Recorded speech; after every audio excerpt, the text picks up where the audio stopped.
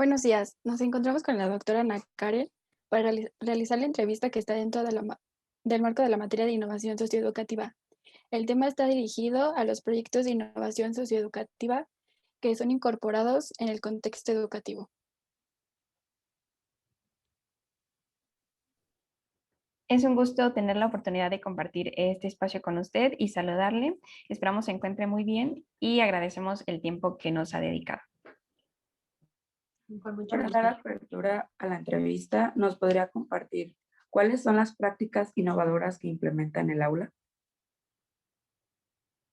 Bueno, es una pregunta hasta cierto punto compleja porque, bueno, partimos de la premisa y ustedes me decían, y agradezco la consideración, que me consideran una docente innovadora. Voy a ir un paso hacia atrás para después hablar un poco de esas prácticas. Para mí, la innovación educativa radica de manera sustancial en tener la capacidad, podríamos decir, la creatividad para que con los recursos, los materiales y el contexto en el que nos encontremos, podamos hacer situaciones que permitan que quienes participan de esos contextos interactúen de forma diferente a lo que clásicamente harían o que puedan construir, promover procesos distintos a los que se esperaría en un determinado espacio, ¿no? En ese sentido, para mí la innovación está vinculada con la creatividad, con la reflexión, con la posibilidad de hacer o de promover otros sentidos, en este caso pedagógicos, cuando hablamos del aula, en ese escenario, ¿no? Y entonces, bueno, pienso que algunas prácticas innovadoras que hago es un poco incorporar en actividades relativamente comunes del espacio escolar, como la lectura o como la escritura, o lo digo entre comillas, el simple hecho de hacer tarea, incorporar otras acciones e involucrar otros espacios de vida de las y los estudiantes, ¿no? Por ejemplo, de pronto el arte, y sé que a veces las peticiones de trabajos que hago no son sencillas, ¿no? Pero que piensen determinado autor o determinado concepto vinculándolo con alguna pintura que les guste o que se inventen una canción del género que más les atraiga, que realicen un dibujo, pero a lo mejor un dibujo que, digamos, lo clásico sería hazlo con acuarelas, crayolas, etcétera, y a lo mejor de pronto se me ocurre, ¿por qué no realizar un dibujo con el cuerpo? Y a ver qué nos sale, ¿no? Lo cierto es que, y este es un elemento al que me he abierto paulatinamente en el sentido de también considerar que esto es en parte, o estas son propuestas que yo las pienso de una forma y cuando las presento a los grupos se convierten en otra cosa, ¿no? Y entonces, en ese caso, esas prácticas o estos ejercicios de innovación que intento promover, pues tengo que acompañarlos muy de cerca para estar muy al pendiente de por dónde va la tarea, o sea, por dónde cacharon el sentido de lo que yo propuse para un poco ir ajustando de ser necesario o también decir, híjole, me equivoqué, no era por acá y bueno, vamos a ver qué sale entonces, ¿no? Entonces, pues eso. Ok, gracias. Ahora nos podría compartir qué tipo de motivación le inspira para aplicar este tipo de prácticas. Bueno, sustantivamente, a mí la escuela, creo que eso está muy asociado a mi biografía. A mí la escuela siempre me gustó. No tenía, cuando era muy pequeña, no tenía muy claro por qué me gustaba, pero en verdad era algo que yo disfrutaba mucho ir a la escuela. Pero también, conforme fui creciendo, sobre todo ya cuando estaba en la secundaria más o menos, me llamaba mucho la atención cuando escuchaba de otras personas que no les gustaba la escuela o que la consideraban aburrida o tediosa o innecesaria. Y yo no lo entendía porque a mí me gustaba la escuela. ¿no? Ahora sé que me gustaba porque me gustaba aprender, pero también sé que me gustaba en parte aprender porque tuve, no sé si la fortuna de, o sea, no sé cómo llamarle, pero hubo siempre personas, profesores, e incluso a veces mis propios padres, que me animaban a mirar más allá de la escuela, o sea, más allá del contenido escolar como solo contenido escolar, ¿no? Mi padre siempre me preguntaba, bueno, ¿y esto cómo lo ves en tu vida? ¿No? Recuerdo que a mí comenzó a gustarme la geografía cuando viajaba con mi abuelo y entonces viajando con mi abuelo, él me preguntaba, ¿y cómo es el paisaje? Descríbelo. ¿No? Y entonces yo comenzaba a recuperar eso que veía en geografía y no sé qué otras cosas. Entonces, hasta cierto punto esa es un poco mi inspiración. Más que una motivación, yo la llamaría una inspiración en ese sentido de hacer de la escuela un espacio que sea atractivo en un sentido cognitivo, sí, pero también en un sentido amplio de la palabra para quienes transitamos este espacio. O sea, y tampoco es menor, estamos mucho tiempo en la escuela, mucho tiempo de nuestra vida lo pasamos en la escuela. Y en este contexto posmoderno, la escuela y el trabajo tienen los lugares prioritarios. Entonces, si les hemos asignado esos lugares esenciales en nuestra vida, me parece que vale la pena construirlos como espacios en los que valga la pena estar, con un sentido de bienestar, pero también de formación humana o de humanización, ¿no? Entonces, a mí lo que me interesa es que no necesariamente que todos repliquen mi experiencia, porque también cada experiencia es particular y eso es muy respetable y es muy valioso, pero que puedan construirse un sentido de quiénes son como personas en el espacio escolar. Y claro, ya si además ese sentido está acompañado de saberes especializados, que es pues lo que hace la escuela, ¿no? Transmitir generacionalmente estos saberes especializados de años y años. Si además esos saberes acompañan en la construcción de sentido, pues yo digo, la escuela está haciendo su trabajo.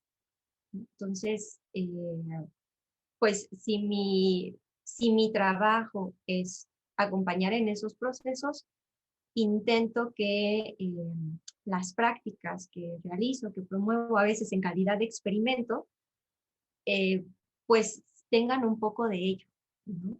Admitiendo que puede estar errado, que puede ser de otra manera y que es susceptible siempre de cambios o mejores.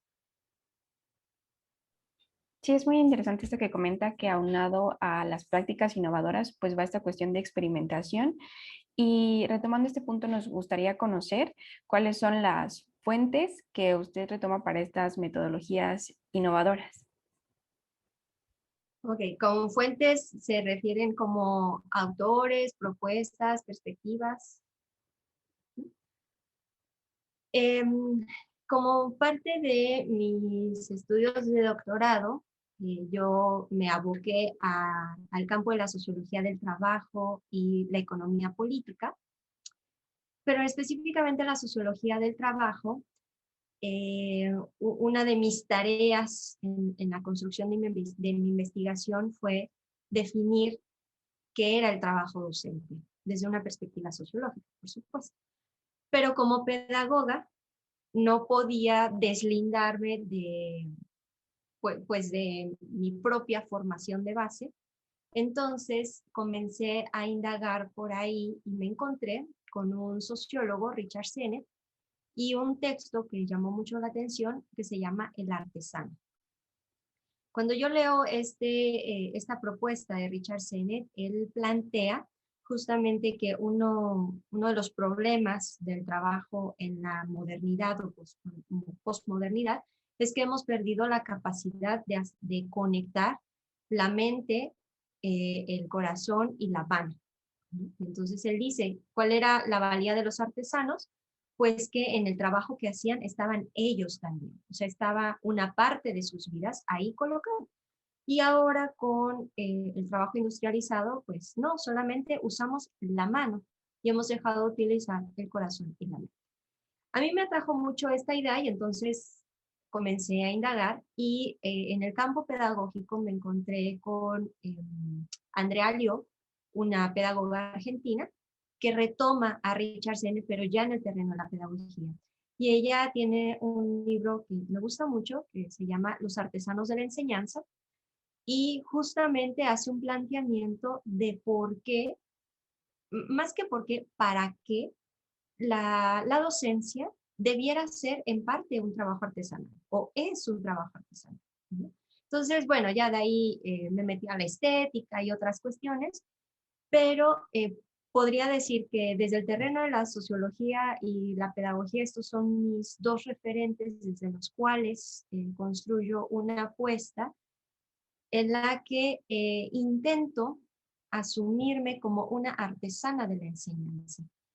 Esto significa entonces mantener o esforzarme por conectar mis ideas, mis sentimientos sobre mi trabajo y, digamos, la ejecución o su implementación en términos no solamente de técnicas o de metodología, sino mirar y considerar los posibles efectos y la forma en la que en los haceres se involucran muchas personas, ¿no? No es una tarea sencilla, sigo aprendiendo sobre ello. Digo que no es sencilla porque ha implicado revisarme constantemente en mi práctica, ¿no? Tengo casi casi una década haciendo diarios de clase, ¿no? Entonces, hacerlos y luego revisarlos, pues es una tarea de la que luego me arrepiento por una cuestión de tiempo, ¿no? Porque hay que darse tiempo para escribir y luego darse tiempo para leerse a uno mismo y en esas relecturas intentar no juzgarte como, ah, qué mala profesora o mira, qué bueno que me salió esto, sino más bien con una mirada que me permita seguir construyendo sobre la propia práctica, ¿no? Entonces, pues esos son los aspectos, digamos, mis fuentes inspiracionales, aunado a lo que les decía hace rato, que en verdad me interesa mucho que el espacio educativo, el espacio escolar sea un espacio de vida gozoso, lo cual no quiere decir que no sea desafiante. Ok, muchísimas gracias. Tomando en cuenta que el cuerpo estudiantil es un elemento importante para la aplicación de proyectos innovadores, cuando se encuentran ante una nueva metodología, ¿cuál es la actitud que presentan ante la misma? En mi experiencia me he encontrado con actitudes diversas y las voy a colocar como en dos polos. Digamos, por un lado están quienes, a quienes no les gusta o dicen no en diversas formas, ¿no? O sea, desde no hacer la tarea, no involucrarse, cuando uno les dice vamos a trabajar en equipo o etcétera, no presentar disposición para hacerlo, pero pienso que tiene que ver con un elemento de cómo estamos acostumbrados que la escuela debe ser, ¿no? Entonces, hace muchos años, ahora ya no recuerdo que haya pasado tan o muy recientemente, pero recuerdo en los primeros años en la LIGE o en otras licenciaturas, el cuestionamiento ha sido que ¿por qué no doy apuntes? ¿No? O incluso ¿por qué no comparto los materiales que yo preparo para mis clases? Cuando preparo esquemas o presentaciones digitales, ¿por qué no los comparto? Y mi argumento siempre es porque ese es un material que yo utilizo y desde el cual yo construí algo.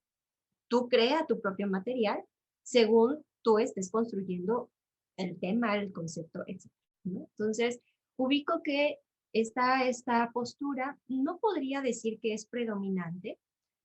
La verdad es que en la LIGE, no sé si porque así les acostumbramos desde el principio, en LIGE no encuentro tanto esa resistencia, que de pronto sí la hay, pero hay más una postura en donde están como a la expectativa de a ver qué pasa, ¿no? Y entonces también le entran al ruedo junto conmigo a ver qué pasa y nos aventamos la aventura de trazar camino pedagógico juntos, porque esa es una realidad y siempre se los digo, o sea, clásicamente concebimos al profe, a la profe como quien ya tiene las respuestas. Y bueno, yo puedo tener algunas certezas y algunas posibles respuestas, pero solo son eso, posibilidades. Y finalmente, cuando yo hago una propuesta de actividad, les decía hace rato, es eso, a ver qué sale, de dónde surge la magia y cómo vamos encauzando eso que sale, ¿no? Entonces, pienso también que en LIGE hay más una postura en este segundo sentido, que paulatinamente, conforme las y los estudiantes avanzan en los semestres, también van desarrollando más autonomía, ¿no? Más capacidad. No me gusta la palabra capacidad, sino más habilidad o disposición para incluso que ellas y ellos mismos sean quienes digan, a ver, yo propongo esto, o por qué no lo hacemos de esta manera, ¿no? Y entonces, eso también es muy enriquecedor porque te encuentras con un escenario receptivo ante la propuesta que se enriquece con esas múltiples experiencias, ¿no? También colaboro en otros programas educativos de la universidad y afortunadamente en los últimos años, en verdad que no me he encontrado con mucha resistencia a trabajar diferente. Al contrario, ¿no? Siempre, al principio sí ubico como cierta desconfianza, eh, pero también he aprendido que en la medida en que no solamente la metodología esté clara, sino que eso esté encuadrado en un sentido, en un para qué, los estudiantes caminan con más confianza, ¿no? Entonces, el semestre pasado trabajé con la materia de didáctica para la geografía en la licenciatura en geografía ambiental y desde el principio les dije, a ver, vamos a trabajar de esta manera, vamos a trabajar la geografía del cuerpo y del espacio que ustedes habitan para, y entonces les expliqué cuál era el sentido de hacerlo y aunque al principio un estudiante bien honesta me dijo, no estoy entendiendo mucho su idea, pero se escucha interesante, vamos a intentarlo. Bueno, creo que ofrecer y delinear un poco ese marco de cuál es el sentido de la propuesta didáctica que se hace, ayuda a que los y las estudiantes también se interesen por hacer algo diferente. Gracias. Derivado a la importancia de la participación del estudiante durante la aplicación de estos proyectos innovadores, ¿cómo interpreta usted la relación docente-estudiante que se produce durante estas prácticas innovadoras? Pues yo la interpreto, intento promoverla o desarrollar una interacción dialéctica, una interacción de aprendiz-aprendiz, enseñante-enseñante, ¿no? O sea, lo que decía hace un momento, estar abierto, ser receptiva también como profesora, no solamente quienes están aprendiendo, sino yo como profesora ser receptiva a cómo el grupo se está sintiendo con la propuesta que se hace. Porque también dicho sea de paso, esto no es la panacea, ni lo que yo hago es lo mejor, ni el ejemplo mundial, ¿no? Tiene lugar en contextos muy situados en tiempo y espacio, y entonces lo mismo que hice con el grupo de geografía lo podría intentar replicar en otro grupo y a lo mejor no sale, ¿no? Por diversas razones. Entonces también en esa receptividad mantener, yo digo, algo que nunca nos enseñan en pedagogía, en ciencias de la educación o en carreras en educación es aprender a desarrollar una intuición pedagógica. Es decir, como ese sentimiento que te dice, por aquí no es. Ahora en esta mediación de enseñanza remota es un poco más complicado porque no nos vemos, porque nuestros cuerpos no están ahí. En el aula, cuando uno está explicando, ves desde la cara que nomás no está cachando, que ya sacó el celular porque nomás no lo atrapaste. Esa es como una intuición pedagógica de, a ver, hago un alto y entonces busco eco sobre esto que estamos dialogando. En la virtualidad he tenido que aprender a ubicar por dónde los estudiantes intentan decirte, por aquí no es. Es un poco más complicado, pero bueno, ahí vamos. Entonces, me parece que en los procesos de innovación es indispensable mantener una interacción dialógica, ambos aprendiendo, ambos construyendo, proponiendo y reconociendo que ambos nos equivocamos. O sea, quienes enseñamos, quienes aprenden, erramos con un sentido más de, no diría para subrayar que erramos, sino para subrayar que de eso también aprendemos y podemos construir. Gracias. A partir de esta implementación de las prácticas, ¿a usted ha notado algún desarrollo en la relación entre mismos estudiantes? Bueno, como lo comenta, es un poco más complejo pues notar esa relación en el formato virtual, pero cuando era presencial sí notaba como un desarrollo en esa relación entre los mismos estudiantes.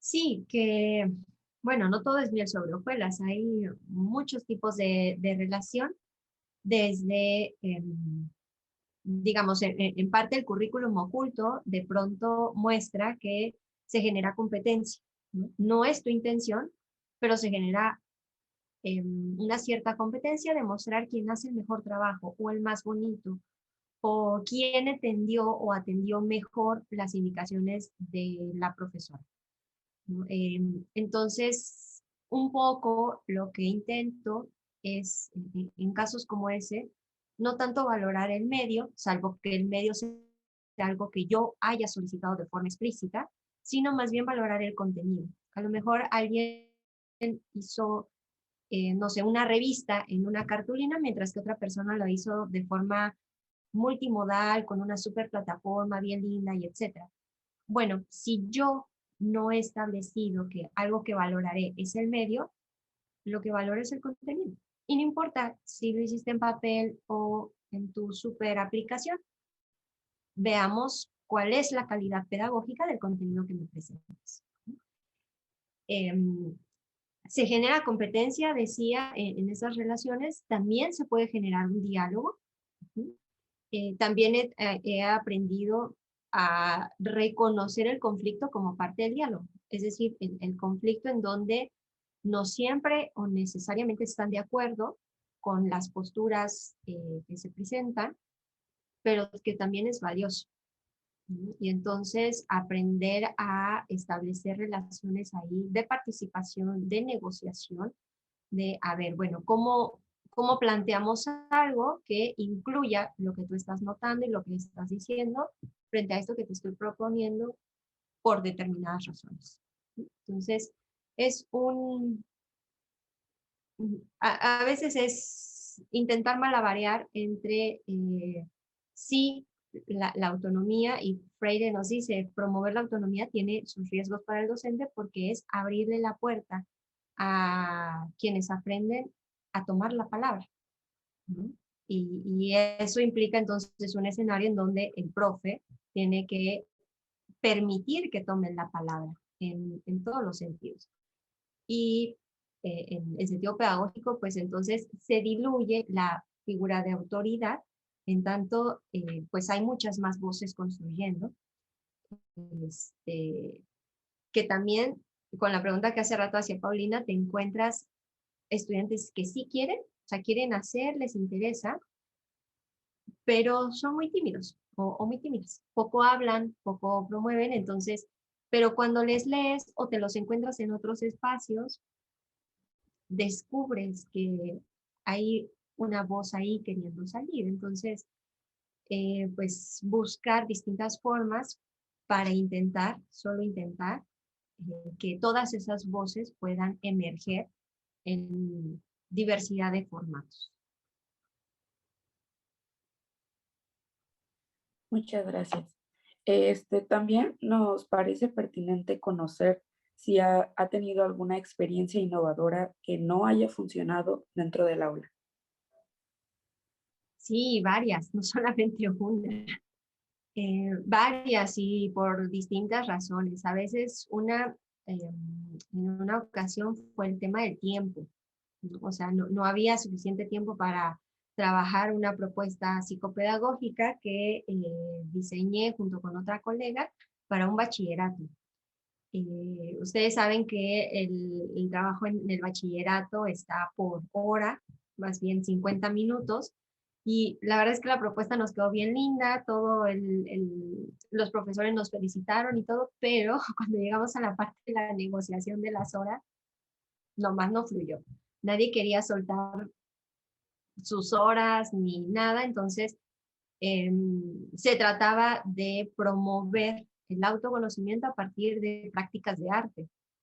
Entonces, tuvimos que dejarla muy a la mitad, recortar, porque, bueno, ustedes lo sabrán, se nos van 5 minutos en lo que nos presentamos, nos saludamos, el obligatorio pase de lista, luego repartir los materiales, hacer los equipos, vamos para afuera, pues ya se fue media hora de la clase y nos quedaban escasos 15 minutos para intentar trabajar, ¿no? Entonces, el tiempo el tiempo institucional siempre es un factor que va en contra.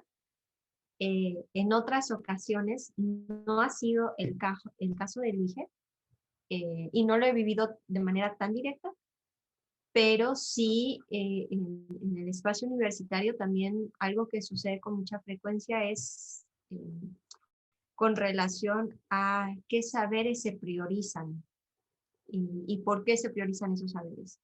En la universidad pues tratamos ya con adultos, adultas, y hay que ser serios. Entonces, de pronto, prácticas vinculadas con la recreación, con el ocio, con propuestas artísticas, con la inclusión de la estética, generan ruido sobre todo con el profesorado. Y entonces está este cuestionamiento de cómo que vas a poner a los estudiantes a jugar. O sea, ¿qué te pasa? O cómo que tu clase de hoy se va a tratar de contar un cuento y analizar el cuento. O sea, ¿cómo por qué? ¿No? Entonces, sí, las preconcepciones que tenemos sobre cómo debe ser la práctica docente o el aprendizaje también son ahí un aspecto que de pronto obstaculiza el tránsito. Y de manera concreta, este ejemplo, a veces, lo que les decía hace rato, a veces como estudiantes estamos acostumbrados a que la clase sea de una determinada manera, ¿no? Y en pocos casos, pero sí ha habido estudiantes, ¿por qué nos pone a hacer todo a nosotros y por qué no nos da la clase? Ah, bueno, es 3 horas, pero me interesa que tú aprendas. Entonces, se dice eso, el tiempo institucional, las preconcepciones de docentes y de estudiantes, lo que se presentan como barreras o como obstáculos para el desarrollo de ciertas prácticas. Gracias. Y bueno, para destacar la esencia y relevancia del tema de innovación socioeducativa, ¿cuál cree que debe ser el alcance de los cambios educativos? ¿Hasta dónde deben llegar para que sean realmente eficaces? Es una pregunta muy compleja. ¿Hasta dónde deben llegar? Yo pensaría que esencialmente, si el cambio se ha propuesto que Paulina se pinte el fleco de verde, bueno, entonces llegar al objetivo que se ha propuesto, que Paulina se pinte el fleco de verde, ¿no?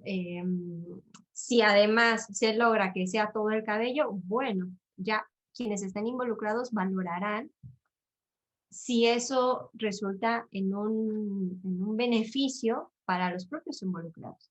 El tema con el cambio poco estudiado en México, aun cuando nos las vivimos de cambio en cambio, es que siempre pensamos que el cambio es para la mejora. Y me parece que ahí hay un error de partida en la premisa, en el sentido de que cambiar es moverse, no necesariamente mejorar, empeorar, simplemente moverse.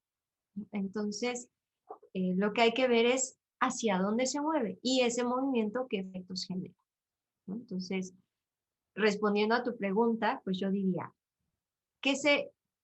¿cuál es el sentido de que algo se mueva? Punto número 1. Punto número 2, ¿hacia dónde se movió? O sea, ¿en dirección a ese sentido o en otra dirección? Y entonces intentar comprender en esa situación en particular por qué se movió, hacia dónde se movió y qué generó o qué está generando. Estudiar el cambio es un proceso de largo alcance, o sea, también esa es otra dificultad que observo, que esperamos que yo hago así y ya la magia ocurrió. No es tan inmediato, requerimos tiempo y lo que menos tenemos en el espacio escolar es tiempo. Entonces, bueno, es un tema apasionante, complejo y en el que sí o sí futuras educadoras tendrán que entrarle.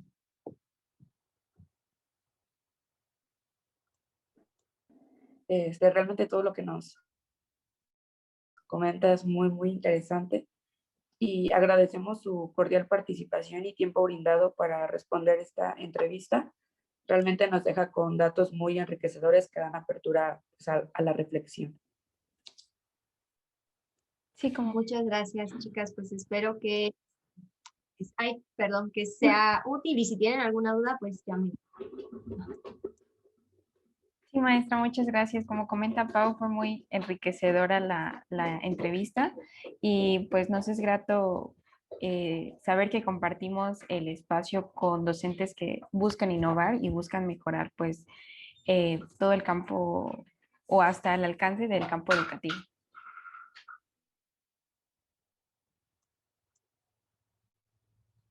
Gracias por la invitación, por esta consideración y pues cualquier situación que requieran que precise o aclare, pues ya saben por dónde encontrarme. Les voy a decir como los egresados, síganme en mis redes sociales.